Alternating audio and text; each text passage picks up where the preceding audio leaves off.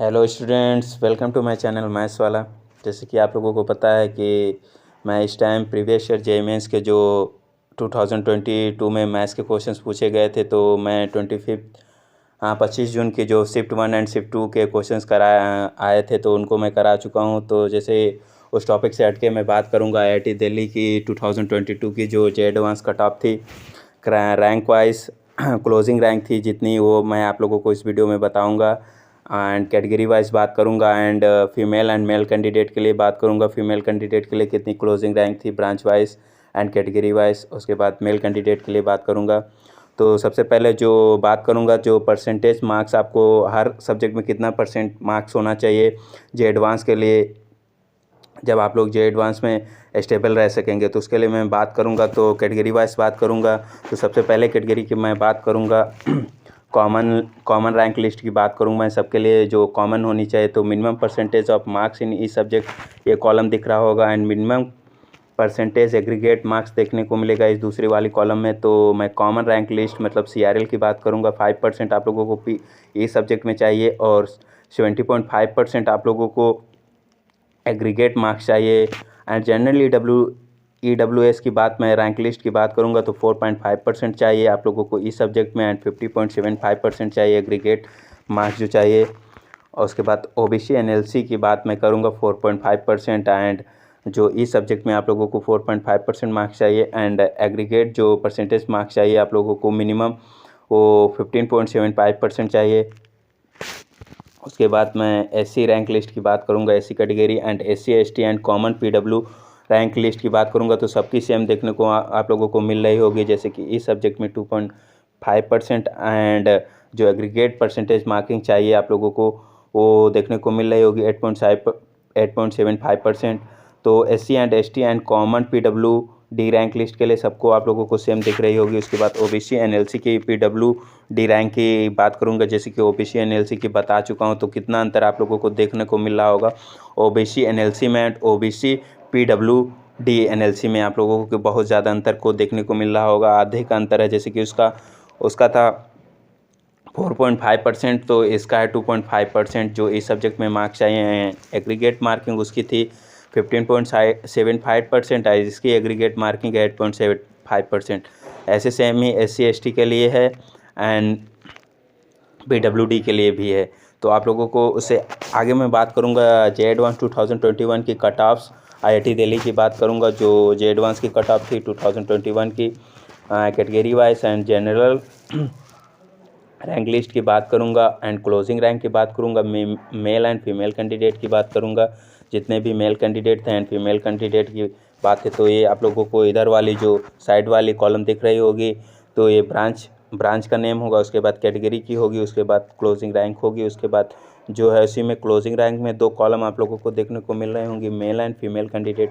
तो चलिए बात करता हूँ सबसे पहली ब्रांच की, बायोटेक्नोलॉजी एंड बायोकेमिकल इंजीनियरिंग की बात करूँगा। तो बायोटेक्नोलॉजी एंड बायोकेमिकल इंजीनियरिंग काफ़ी अच्छी ब्रांच है, जिससे कि आप लोगों को जनरल कैटेगरी के लिए जो मेल कैंडिडेट थे उसकी जो क्लोजिंग रैंक थी 4436 थी, एंड फीमेल कैंडिडेट के लिए जो क्लोजिंग रैंक थी 9472। तो आप लोगों को देखने को मिल रहा होगा 5000 का अंतर है मेल एंड फीमेल कैंडिडेट में।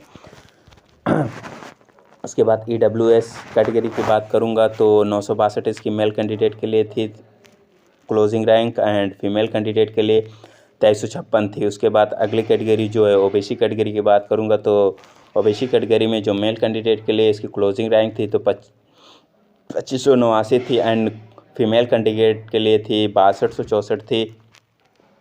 उसके बाद SC कैटेगरी के लिए थी 1495, मेल कैंडिडेट के लिए थी इसकी क्लोजिंग रैंक, फीमेल कैंडिडेट के लिए 1830 थी।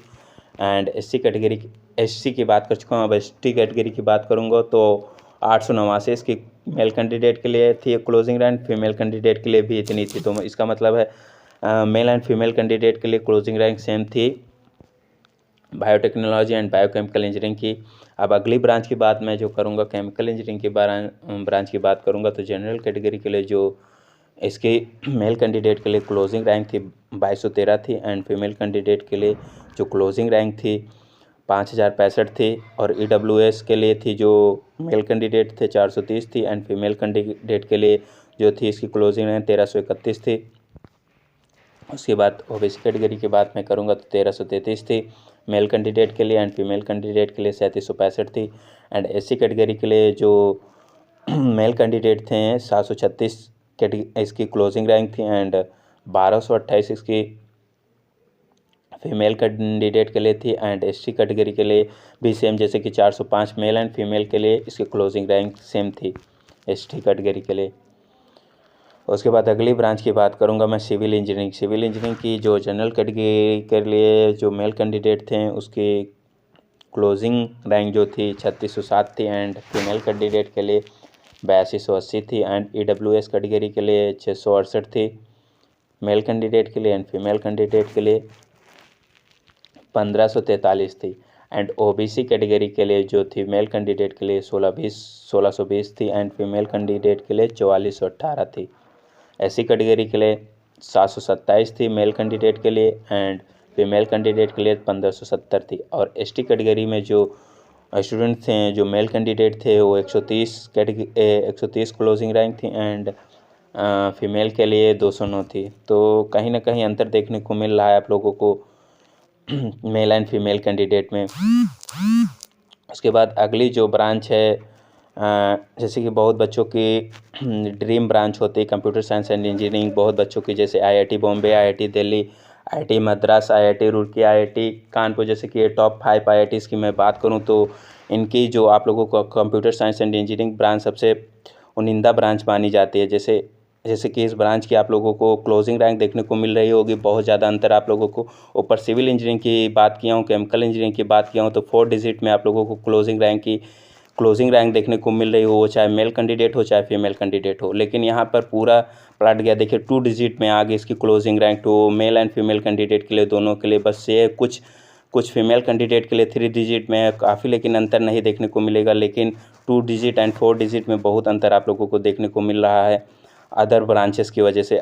तो मैं बात करूंगा जनरल कैटेगरी के लिए, जो इसकी क्लोजिंग रैंक थी मेल कैंडिडेट के लिए 99 थी। जो देखिए 99 रैंक पे आप लोगों को क्लोज हो जा रही है, मतलब आप लोगों को 100 के अंदर ही रैंक लाना है अगर computer science and engineering branch पानी है आईआईटी दिल्ली की, वो भी जनरल कैटेगरी से अगर मेल कैंडिडेट हैं।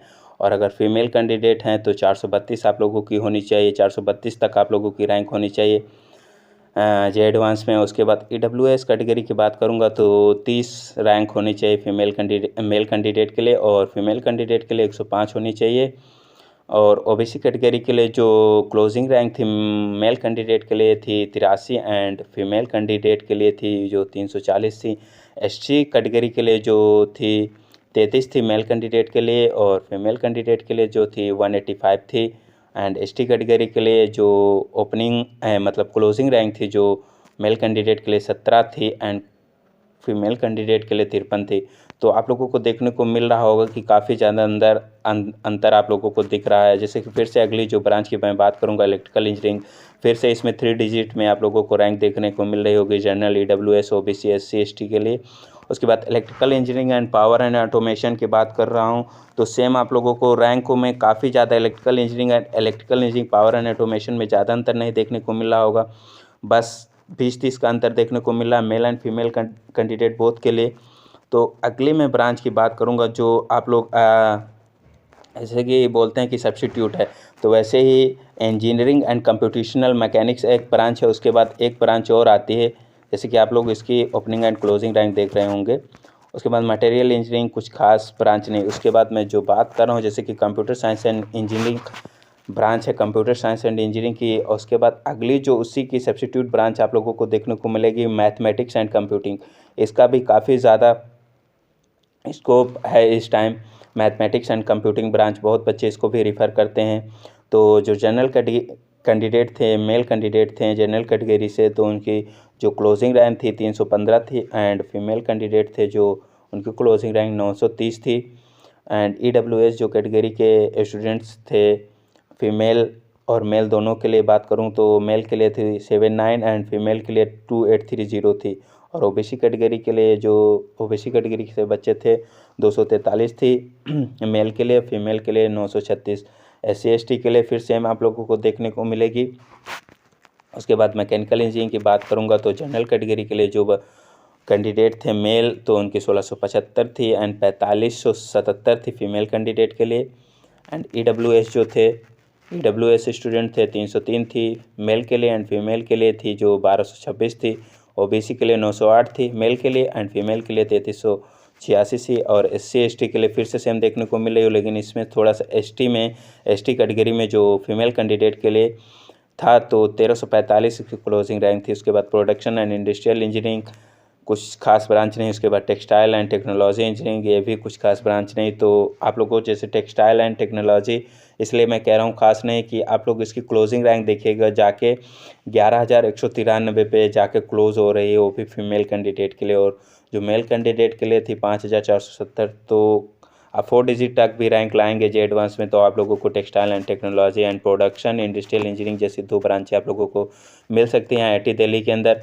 तो चलिए अगले मैं बात करूंगा IIT बॉम्बे की, बात करूंगा category wise and male and female candidate के लिए। तो अगर वीडियो पसंद आई हो तो वीडियो को लाइक कर दें और अपने फ्रेंड सर्कल में शेयर कर दें ताकि उन तक भी ये इन्फॉर्मेशन पहुँचे। और अगर चैनल पर नए हो तो चैनल को सब्सक्राइब कर लें। चलिए मिलता हूँ नेक्स्ट वीडियो में, तब तक के लिए ओके बाय।